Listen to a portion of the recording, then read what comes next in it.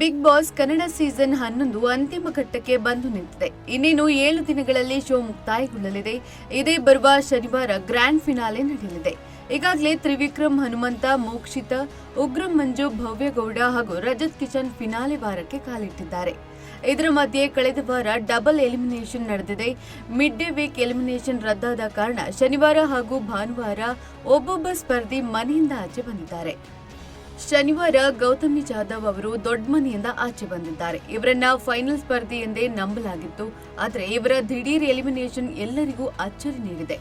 Show ಆರಂಭವಾದಾಗ ತುಂಬಾ silent ಆಗಿದ್ದ ಗೌತಮಿ ಅವರು ಉಗ್ರಂ ಮಂಜು ಜೊತೆ ಕ್ಲೋಸ್ ಆಗುತ್ತಾ ಮುನ್ನೆಲೆಗೆ ಬಂದರು. ಇವರಿಬ್ಬರ ನಡುವಿನ ಸ್ನೇಹ ದೊಡ್ಡ ಮನೆಯಲ್ಲಿ ದೊಡ್ಡ ಮಟ್ಟದ ಸೌಂಡ್ ಮಾಡಿತ್ತು. ಎಷ್ಟರ ಮಟ್ಟಿಗೆ ಅಂದ್ರೆ ಇದು ಇವರಿಬ್ಬರ ಆಟಕ್ಕೂ ತೊಂದರೆಯಾಗಿತ್ತು. ಕಿಚ್ಚ ಸುದೀಪ್ ಅವರು ಪ್ರತಿ ವೀಕೆಂಡ್ ಬಂದು ಮಂಜು ಹಾಗೂ ಗೌತಮಿಗೆ ಎಚ್ಚರಿಕೆ ನೀಡಿದ್ರು ಇವರು ತಿಳಿದುಕೊಳ್ಳಲಿಲ್ಲ.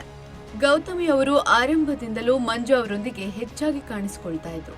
ಆದ್ರೆ ಕಳೆದ ವಾರ ಮಂಜು ಅವರ ಸ್ನೇಹದಿಂದ ದೂರ ಉಳಿದು ಗೇಮ್ನಲ್ಲಿ ತೊಡಗಿಕೊಂಡು ವೈಯಕ್ತಿಕವಾಗಿ ಆಡುತ್ತೇನೆ ಎಂದಿದ್ರು. ಆದ್ರೆ ಅದು ಒಂದು ದಿನಕ್ಕೆ ಮಾತ್ರ ಸೀಮಿತವಾಗಿತ್ತು. ಇದೀಗ ಅಂತಿಮವಾಗಿ ಗೌತಮಿ ಅವರಿಗೆ ಕಡಿಮೆ ವೋಟಿಂಗ್ ಬಂದ ಕಾರಣ ಅವರು ಎಲಿಮಿನೇಟ್ ಆಗಿದ್ದಾರೆ. ಇನ್ನು ಭಾನುವಾರ ಮತ್ತೊಂದು ಶಾಕಿಂಗ್ ಎಲಿಮಿನೇಷನ್ ನಡೆದಿದೆ. ಕಳೆದ ವಾರ ಅದ್ಭುತ ಪ್ರದರ್ಶನ ತೋರಿ ಕೊನೆಯ ಟಾಸ್ಕ್ನಲ್ಲಿ ಎಡವಿದ್ದ ಧನ್ರಾಜ್ ಆಚಾರ್ ಎಲಿಮಿನೇಟ್ ಆಗಿ ಹೊರಬಂದಿದ್ದಾರೆ. ಹನುಮಂತನ ವೈಲ್ಡ್ ಕಾರ್ಡ್ ಎಂಟ್ರಿ ಬಳಿಕ ಸ್ಟ್ರಾಂಗ್ ಕಂಟೆಸ್ಟೆಂಟ್ ಆಗಿ ಬದಲಾಗಿದ್ದ ಧನ್ರಾಜ್ ಆಚಾರ್ ಇದೀಗ ಬಿಗ್ ಬಾಸ್ ಮನೆಯಿಂದ ಹೊರ ನಡೆದಿದ್ದಾರೆ. ಫಿನಾಲೆ ವೀಕ್ಗೆ ಒಂದು ಹೆಜ್ಜೆ ಬಾಕಿ ಇರುವಾಗಲೇ ಎಡವಿದ್ದಾರೆ. ಹಲವು ಟಾಸ್ಕ್ಗಳಲ್ಲಿ ಧನ್ರಾಜ್ ಆಚಾರ್ ಸಖತ್ ಹೋರಾಟ ನೀಡಿದ್ರು. ವೀಕ್ಷಕರ ಮನವನ್ನ ಅವರು ಗೆದ್ದಿದ್ರು.